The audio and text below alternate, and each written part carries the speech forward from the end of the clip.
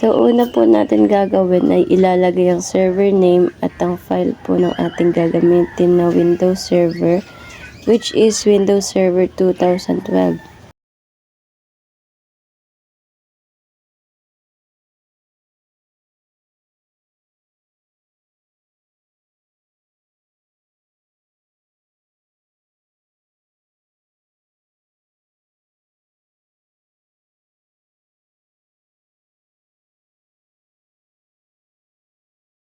After po natin ilagay, pwede na po natin i-click ang finish. Next po ay start na po natin ito.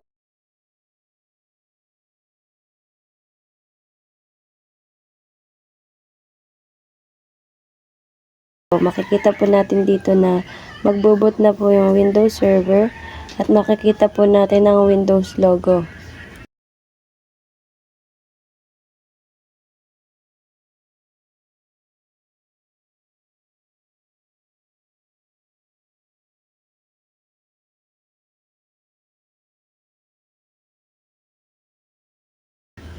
The next po is install na po natin itong Windows Server. And piliin lang po natin dito ay yung server with GUI. Tapos, click lang po natin yung accept at piliin yung custom install. Then, click lang po natin dito yung new at apply. Then, lalabas na po itong isang drive at i-click na po natin ang next. So, ngayon po ay iintay na lang po natin na matapos ang mag-install itong Windows.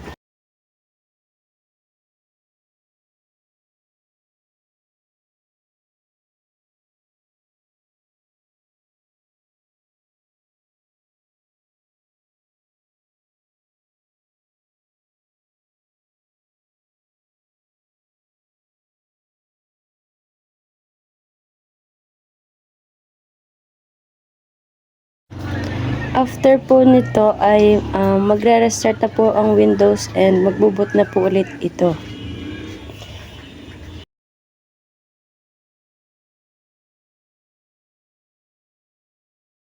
Next po, create lang po tayo ng password para sa admin. After po nito ay mapupunta na po tayo sa interface ng Windows Server 2012.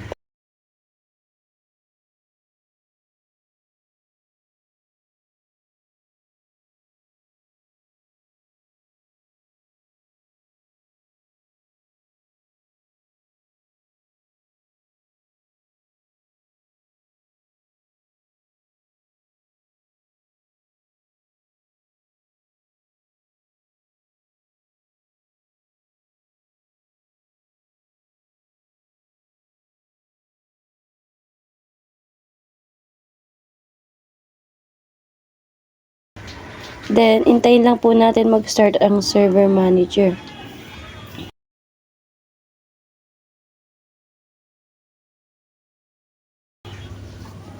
Next po ay punta po muna tayo sa local server at palitan na po muna natin ang computer name.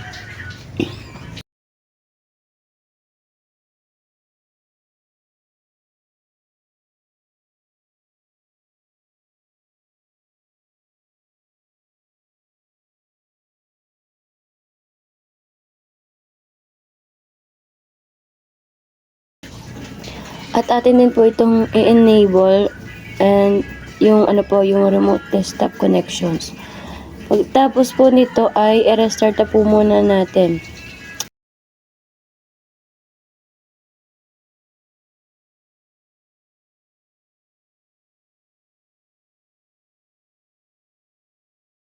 So after restart, login lang po muna ulit tayo sa administrator.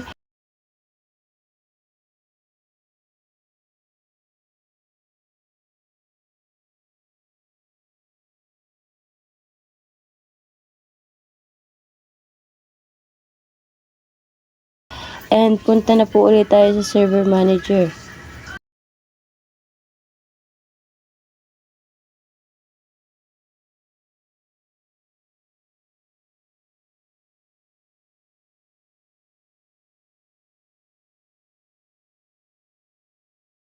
click lang po natin itong manage and click ang add roles.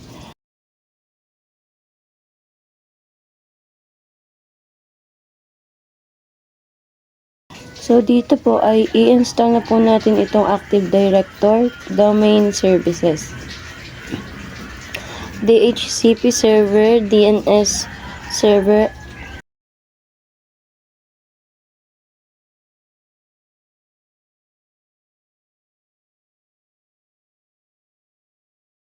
and dito po sa file storage ay work folder.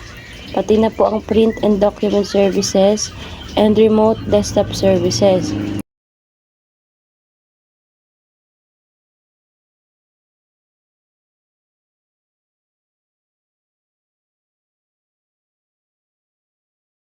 So, click lang po natin yung next button, and pag nandito na po tayo sa remote desktop services, click lang po natin itong unang 4 na options. Then, click next button lang po uli and install.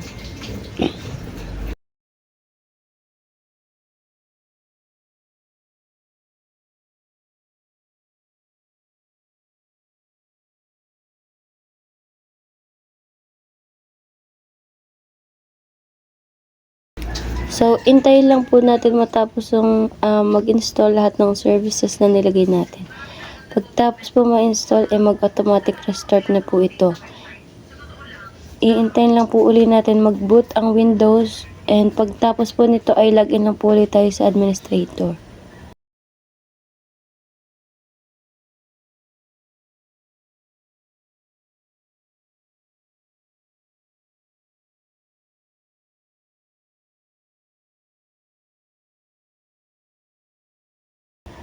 Sunod po ay punta lang po ulit tayo sa server manager.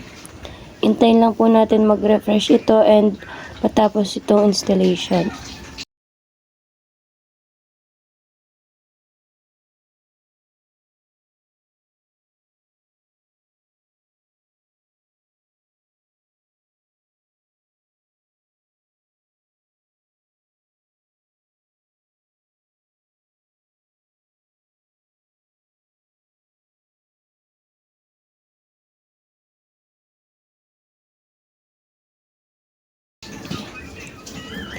Pagtapos po nito ay makikita nyo po dito sa flag na may parang warning na nakalagay. Click lang po natin yan and i-click din po itong complete DHCP config. Then commit at close. Next po ay i-promote po natin itong server to domain controller.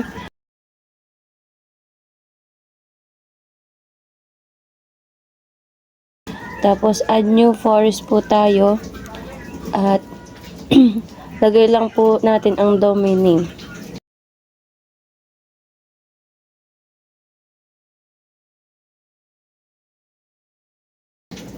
Next ay ilagay na po natin ang password nito, and then click lang po ulit natin ang next button hanggang pwede na po natin maklik ang install button.